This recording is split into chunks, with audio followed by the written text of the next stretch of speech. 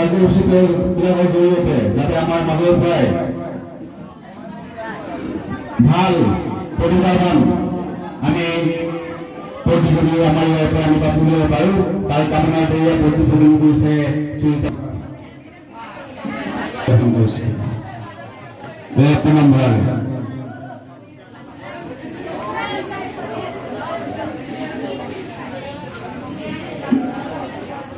প্ৰজনন আমি যিকোনো কাম কৰিবৰ কাৰণে মাংগলিক কাৰ্যসূচী এটা সমাপন কৰা হয়।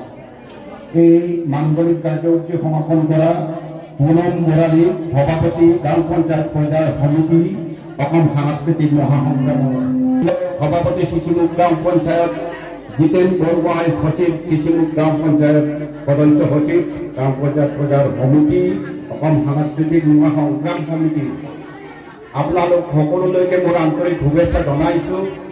মোৰ নিচিনা এজন ব্যক্তিক এইখন বিশাল অঞ্চলৰ পৰা আজিৰ অনুষ্ঠানটোত মুখ্য আকৰ্ষণ অৰ্থাৎ যিসকল প্ৰতিযোগীয়ে এই প্ৰতিযোগিতাসমূহত অংশগ্ৰহণ কৰিবলৈ অতি হেঁপাহেৰে আহি উপস্থিত হৈছে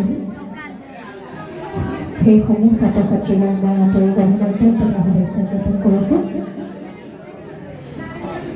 তোমালোকে এটা খুব সুবৰ্ণ সুযোগ লাভ কৰিছে আচলতে নিজৰ প্ৰতিভা বিকাশৰ কাৰণে, যি আমাৰ অসম চৰকাৰে তোমালোকৰ কাৰণে এখন সুন্দৰ মঞ্চ তৈয়াৰ কৰি দিছে। এই মঞ্চখনে তোমালোকে সৎ ব্যৱহাৰ কৰি এই মঞ্চখনৰ আলমত বহুদূৰ আগবাঢ়ি যোৱা পাৰে তোমালোকৰ বাবে মই শুভকামনা যাচিছোঁ। কথা আৰু সুৰ হ'ব লাগিব। তাৰ লগতে বিষ্ণুপ্ৰসাদ ৰাভা আৰু ডক্টৰ ভূপেন হাজৰিকাদেৱৰ ক্ষেত্ৰতো একেটা কথাই ভাবে। ডক্টৰ ভূপেন হাজৰিকাদেৱে বহুত গীত গাই থৈছে, তেওঁ গাই গৈছে। কিছুমান গীত আকৌ তেওঁ পৰিৱেশনহে কৰিছে। কিছুমান বেলেগ লেখকৰ বা বেলেগ কবি গীতিকাৰৰ গীত তেওঁ পৰিৱেশন কৰিছে। সেই গীতখিনি আমি ভূপেন হাজৰিকাৰ গীত অথবা নমস্কাৰ, মোৰ নাম শ্ৰীমতী বিষ্ণুপ্ৰিয়া বেগু। মই চিচিমুখ উচ্চ মাধ্যমিক বালিকা বিদ্যালয়ৰ ১ম শ্ৰেণীৰ ছাত্ৰী। আজি মই ৰাভা সংগীত গাব লৈছোঁ, গতিকে ভুল হ'লেও ক্ষমা কৰিব।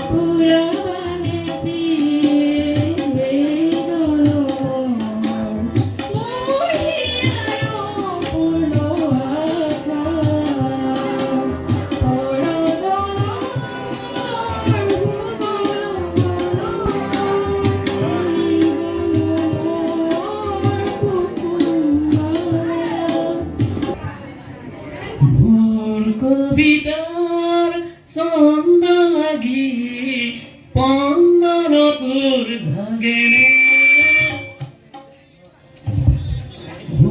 কবিতাৰ ছন্দ লাগি স্পন্দনপুৰ জাগেনে স্পন্দনপুৰ জাগেনে